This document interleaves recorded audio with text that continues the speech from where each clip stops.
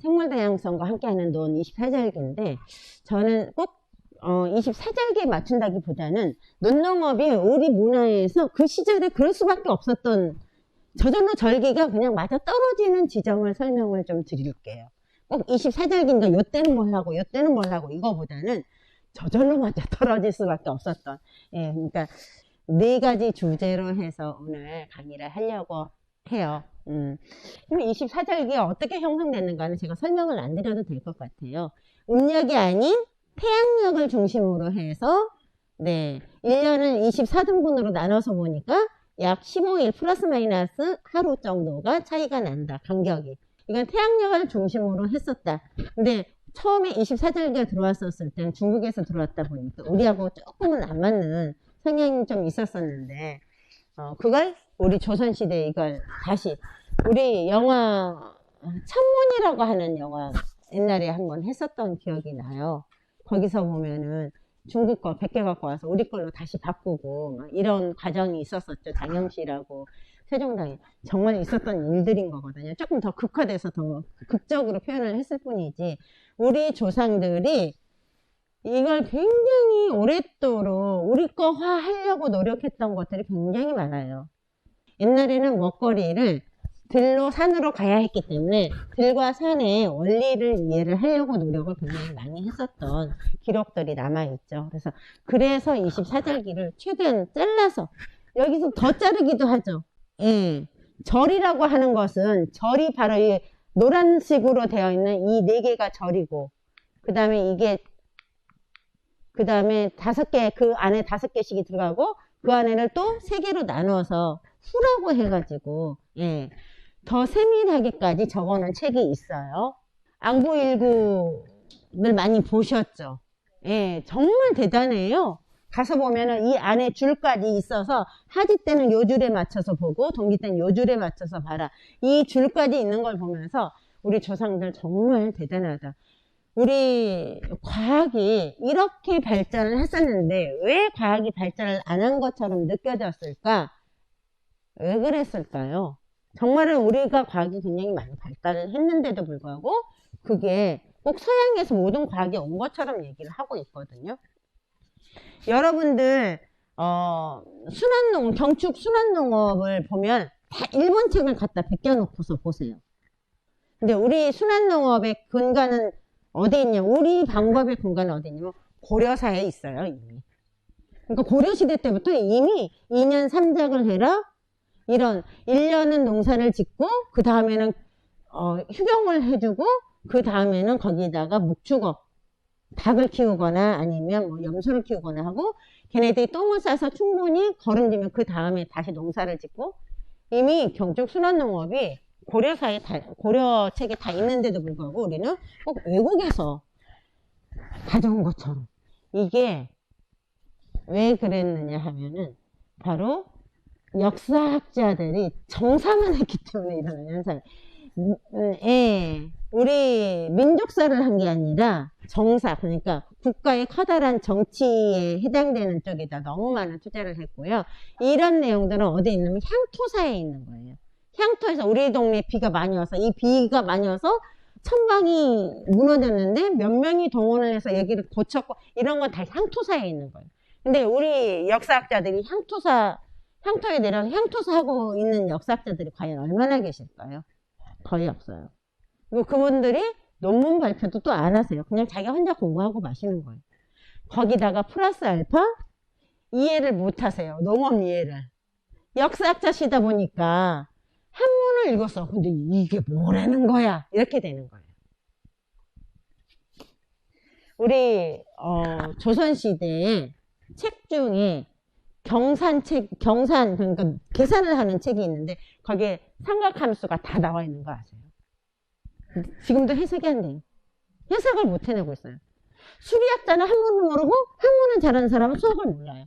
해석이 안 돼요. 근데 삼각함수가 그때 이미 다 우리 안에 있었기 때문에 그래서 천문이 가능했던 거예요. 삼각함수가 없이는 천문을 읽을 수가 없어요.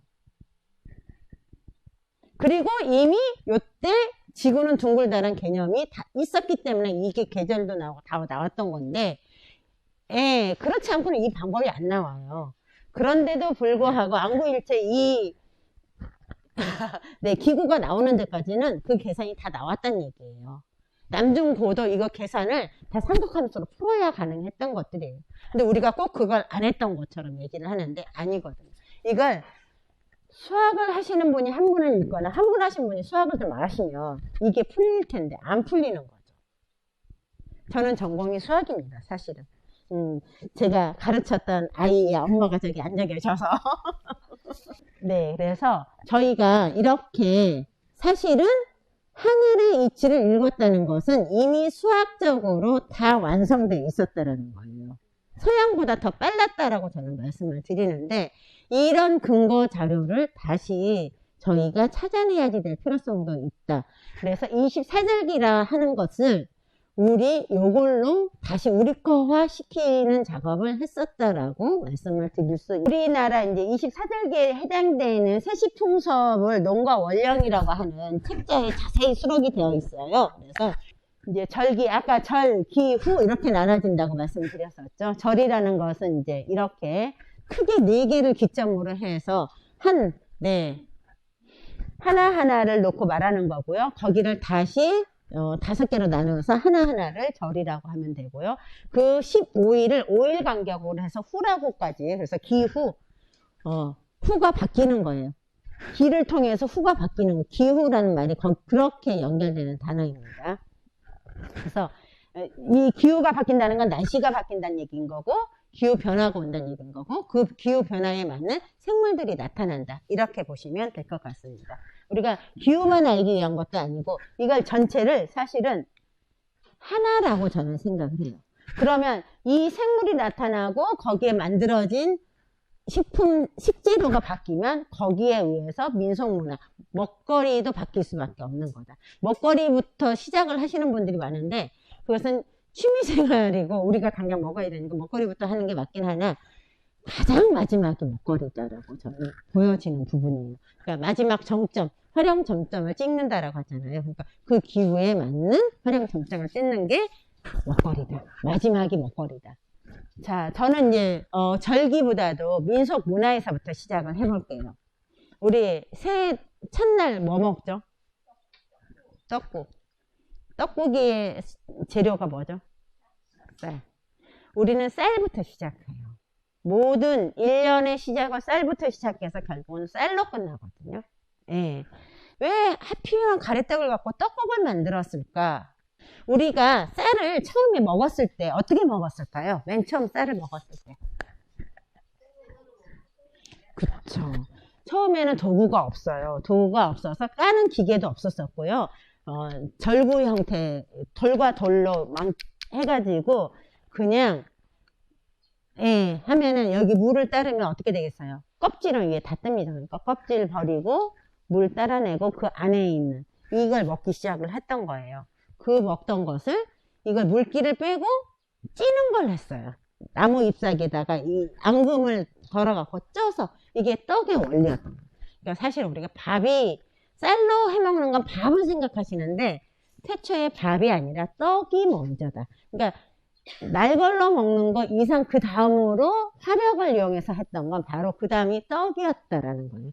근데 그때 떡은 지금처럼 이렇게 부슬부슬 막 이렇게 살려갖고 하는 떡이 아니라 그냥 잎사귀에다 도구가 편편치가 않으니까 이렇게 잎사귀에다 싸가지고 쪘던 거거든요. 그러니까 딱 눌러진 떡이에요. 지금처럼 백설기가 아니라 눌러진 떡. 그래서 쭈물쭈물 해가지고 먹었던 가래떡. 그러니까 시작의 원리가 가래떡이었던 거죠. 그래서 우리가 떡국 한 그릇 먹어라. 말부터가 떡국 한 그릇 먹는 게 한 살 먹는 거였었잖아요. 이게 떡이라고 하는, 쌀이라고 하는 게 우리 문화의 첫 시작이다라는 거죠. 그 다음으로 가면 이제 정월 대보름이 오는 거죠. 그 다음 명절로 따지면. 정월 대보름에 지금 쥐불놀이 하고 있죠. 달집 태우고 있는 거잖아요.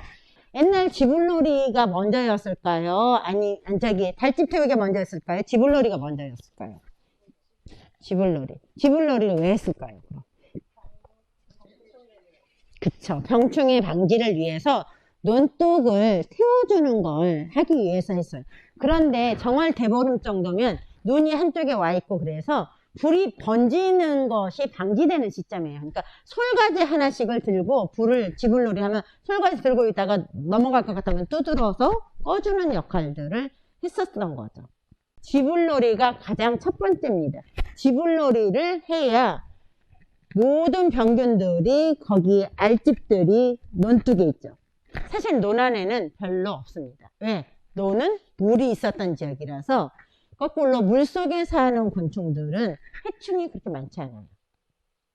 거의 논둑에 이제 해충들이 많이 존재하고 있거든요. 그러면 논둑에다가 알라놨던 것들을 우리가 쉽게 죽이는 방법은, 그때는 약이 없어요. 쉽게 죽이는 방법은 화력으로 죽이는 방법이었던 거죠. 네. 화생방자는 우리 그때부터도 했다고 보실 수 있어요. 그 옛날부터도. 그래서 논둑에 먼저 불을 놓고 나면, 네. 그 다음에 모든 잡동사니를 갖다 놓고, 이제 여기서부터는 주술적인 샤머니즘이 약간 들어가는 거죠. 빵빵 소리가 나면 귀신이 그 소리에 물러날 거라는 생각에 대나무를 갖다가 세워서, 사실 대나무 안에다가는 그 해에 옛날에는 정말 땔감이 나무였었고, 모든 고추대나 들깨대나 이때 이거 굉장한 땔감이었기 때문에 그런 잡동사니가 여기에 들어가지 않아요. 그것은 집에서 이미 땔감으로 했었고요. 여기에 들어가는 것들은 뭐냐면 물 이렇게 따라서 흘러가던 지푸라기랄지 이런 것들을 마을에서 건져 놓거든요. 건져 놨었던 이런 것들을 모아 놓고 달집을 만들어서 불을 붙여서 이제 정말 축제 아닌 축제를 한 거죠. 예. 이렇게 됐던 게 바로 정월 대보름입니다. 그래서 정월 대보름은 이렇게 쥐불놀이 하고 나면 이렇게 논둑이 드러나 보일 거 아니에요. 풀이 다 타고 없으니까. 그러면 논둑에 구멍이 보이기 시작한 거예요. 이 구멍을 메꾸는 작업이 뭐냐면 지심받기예요. 왜 구멍이 생겼을까? 겨울에 미꾸라지가 논둑을 뚫고 들어가서 잠을 잡니다. 드렁어리가 구멍을 뚫어 놓습니다. 그러면 그거 논둑이 풀이 이렇게 자랐을 때는 그 구멍이 보이지 않아요. 그런데 쥐불놀이 하고 나면 구멍들이 보입니다. 그러면 이걸 꽉꽉 눌러줘야 되는데 이거 누르는 거 쉽지 않아요. 정말 힘들어요. 안 되면 삽으로 갖다가 집어넣어서 이렇게 밟아주기도 하고 막 이렇게 해야지 되거든요. 그러니 동네 사람들이 같이 해야지 되는, 혼자는 너무 힘들어. 같이 이왕이면 놀아가면서 지심받기 하면서 깽가루 치고 이러면서 놀았던 게 우리 함께 했던 공동체 문화였던 거예요. 사실 그래서 우리 공동체 문화는 다 논의 기반입니다. 사실은 갓작물은 이제 음식에서 약간의 양념이었었고요. 근간은 논이라고 생각을 해주시면 좋겠어요. 그래서 저희가 쥐불놀이도 마찬가지, 그 다음에 지심받기도 마찬가지. 땅을 밟아주는 거잖아요. 땅을 왜 밟겠어요? 귀신 나가라고? 그건 아니고요. 네, 농사 짓기 전에, 물 넣기 전에 물이 새나가는 구멍을 막기 위한 거였던 거예요. 물을 보존해야지 되는 논둑이 무너지면 안 되기 때문에 논둑을 보호하기 위해서 지심받기를 했었던 그런 기록들이 있습니다.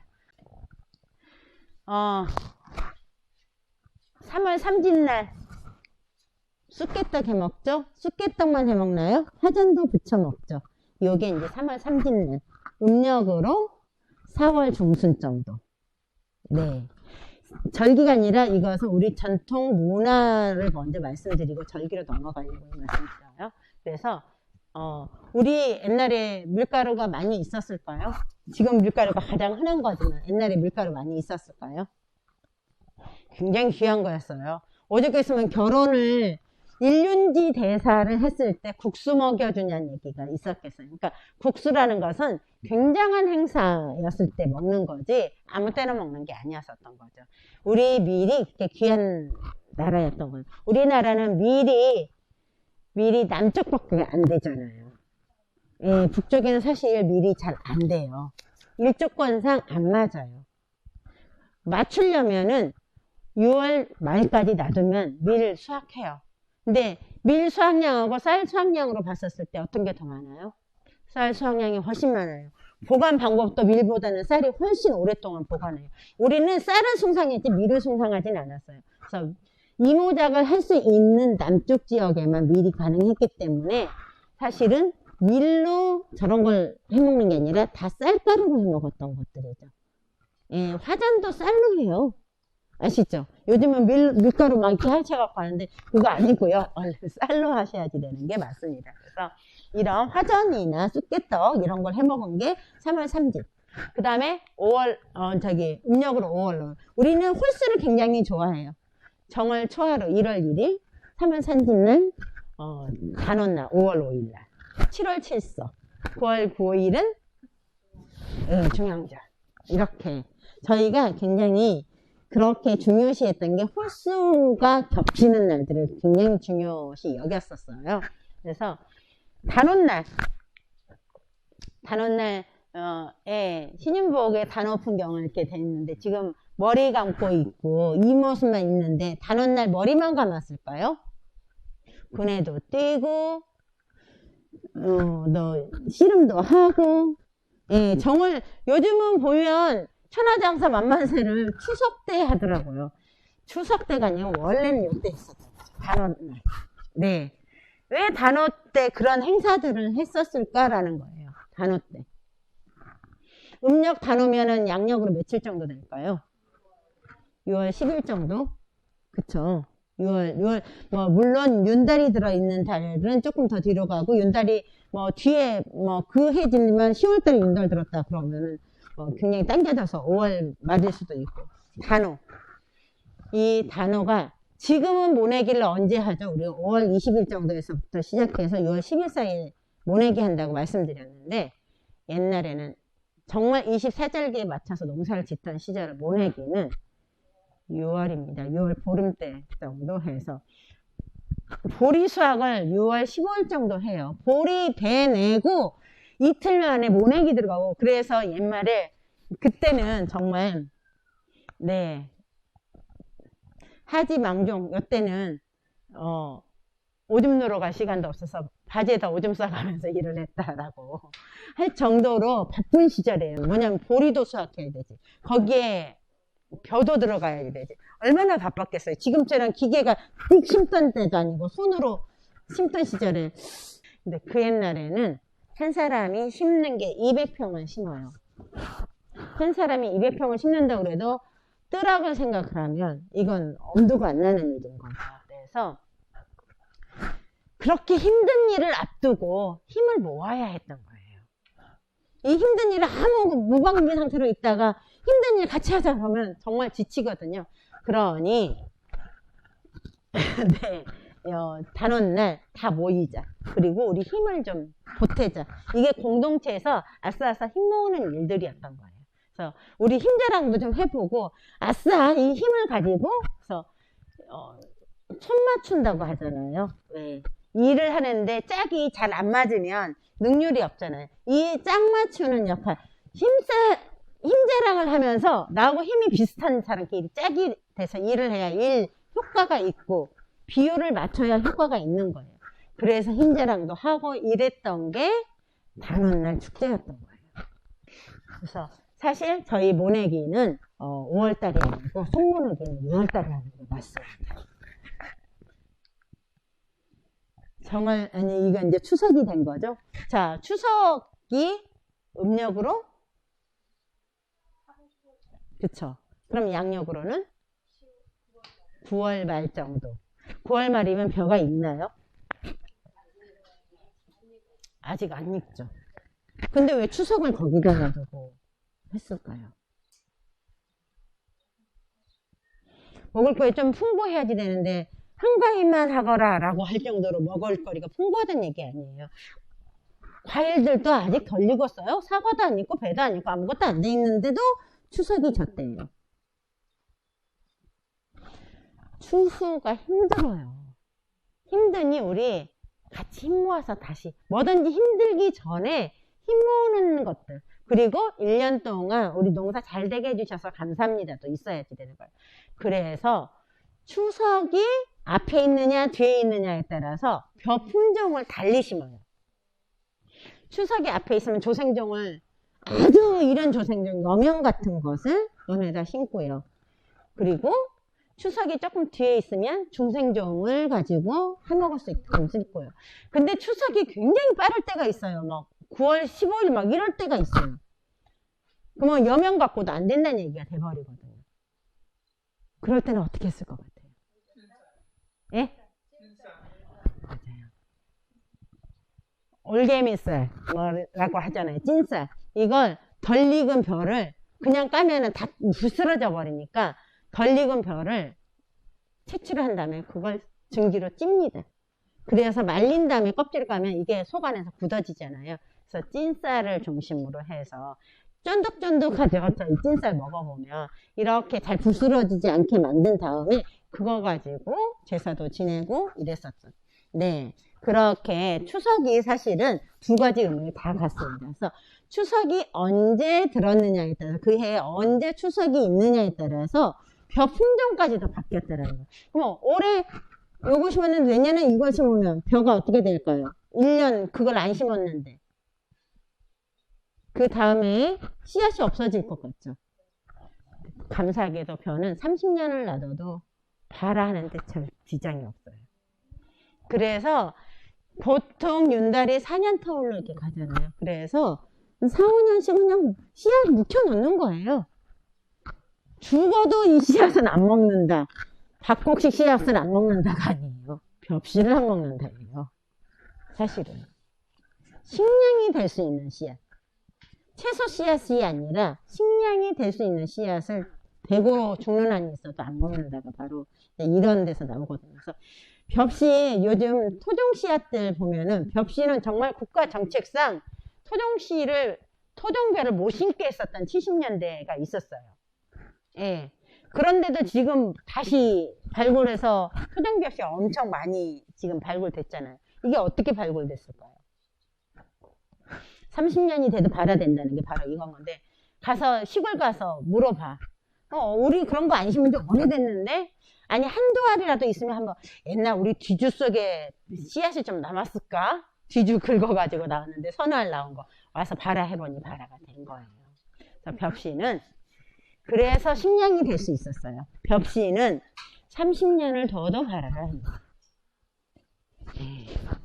대단한 사실은, 보관할 수 있는, 주식이 될 수 있는 가장 큰 게 뭐냐면, 보관이 가능했어요.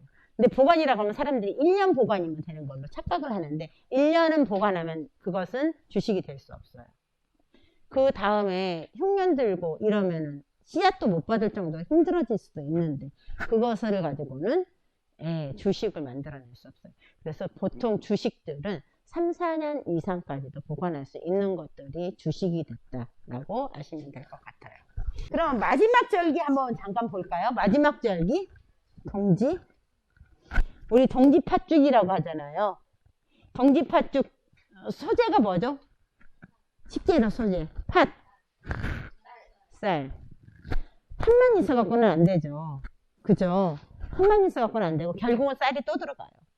우리의 모든 문화에서 쌀이 빠지지는 않습니다.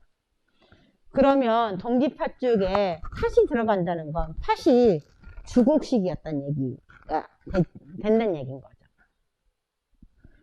우리 많은 분들이 팥은 주곡식이라고 생각 안 하거든요. 그쵸? 근데 우리 농사직설에 보면 직파법 내용을 보면 쌀 2알, 피 2알, 팥 하나를 섞어서 직파하라고 되어 있거든요. 조선 초기에는 이항법을 못하게 해요. 이항법 못하게 하고 다 직파법으로 돌리거든요. 근데 그 직파법 할 때 쌀 2알, 피 2알, 그 다음에 팥 하나. 피가 그땐 주식이었단 얘기예요. 주근간이었단 얘기예요. 요즘 피를 열심히 뽑아내잖아요. 피가 갖고 있는 양분이나 저희 몸을 조절할 수 있는 조절 능력은 굉장히, 그래서 당뇨 가지신 분들은 요즘 피가 다시 나오거든요. 그래서 제가 이제 한살림 조합원이기도 한데 한살림에 가면 피가 잠깐 나와요.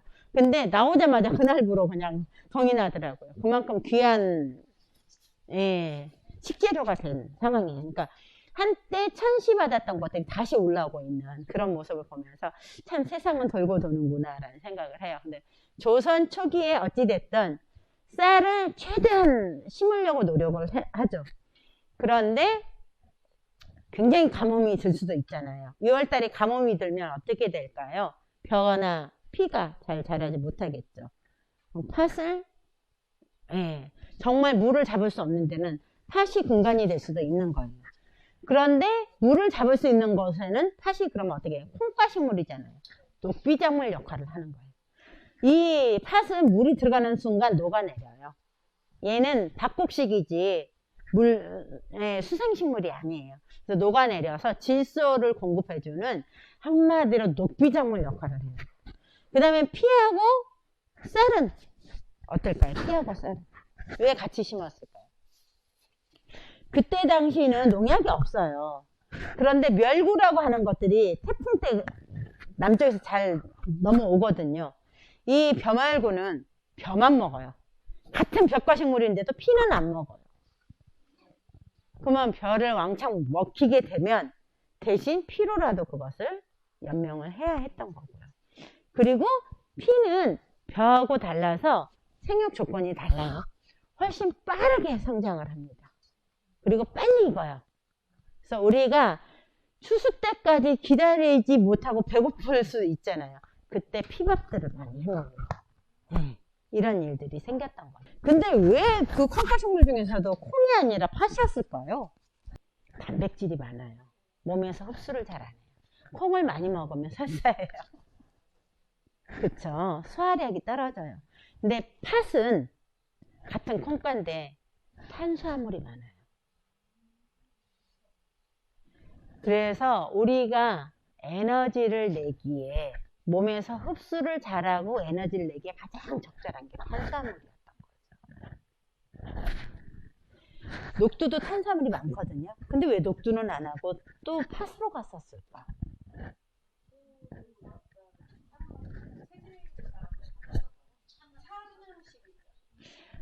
녹두는 모든 걸 해독해버리는 성향이 있어서 양분으로보다 내 몸에 있는 걸 빼내버리는 성분. 그러니까 지금으로는 녹두를 먹는 게 맞겠죠. 우리 너무나 과다하게 먹고 살지 않나요? 요즘 저 자꾸 막 몸이 불어요. 몸이 부는데 이 과다한 게 그때는 아니었던 거죠. 그땐 먹거리가 부족한 경우잖아요. 그래서 몸에 쌓아줘야지 돼. 에너지로 써야 할 것이 필요했던 거지 약으로 먹을 게 필요했던 건 아니에요. 녹두는 그래서 아프다든가 했었을 때 녹두죽을 끓인다든가 해서 약으로 먹는 게 기본인 거지 실질적으로 그래서 우리는 팥으로 뭔가 했던 것들이 단팥죽 동지팥죽 그 다음에 시루떡도 팥이 올라가고 이런 것들 삭칼국수 이런 것들이 있죠. 이런 것들이 발달될 수밖에 없었던 것들이 그만큼 주 근간의 곡식이었다 라고 생각을 해주시면 발달할 수 있었던 게 왜 그랬는지가 보이는 거죠. 그래서 팥을 많이 재배하는 데는 사실은 된장도 팥으로 담가 아세요? 콩으로 매주 씁는 팥을 매주 씁는다 그래도 믿는다 그러잖아요. 팥으로 매주 썼어요. 팥으로 매주 써서 된장, 막장 다 담아 먹었습니다. 발굴이 다시 돼서 상품화가 되고 있거든요. 유형 유산이라고 그래가지고 세계에다가 발표하려고 한 자료 중에 하나가 그걸 발굴하러 다니다 그걸 발굴한 팀이 누구였냐면 토종벽씨 팀이 발굴을 했어요. 그러니까 동네에서 그냥 해먹었던 거야. 그게 귀한 것도 아니었어 그냥. 근데 토종 씨앗을 받으러 갔는데 우리 동네 팥으로 지금 매주 쓰려고 그러는데 왜 그걸 달라고 그려? 이렇게 된 거죠. 팥으로 무슨 매주를 써? 우리는 팥으로 매주 쓴겨. 충청도예요. 그래가지고 발굴된 게 팥으로도 매주를 썼구나. 그래서 거의 팥으로 매주 쓰는 걸 다 기록으로 남겼어요. 이런 상황들이 가끔 있습니다. 그래서 우리 문화에서 잊혀졌던 문화를 다시 찾는 것도 우리 몫이에요. 아직 안 찾아진 거 천지예요. 그 찾는 것도 또한 우리 몫이 아닌가라는 생각을 해봅니다.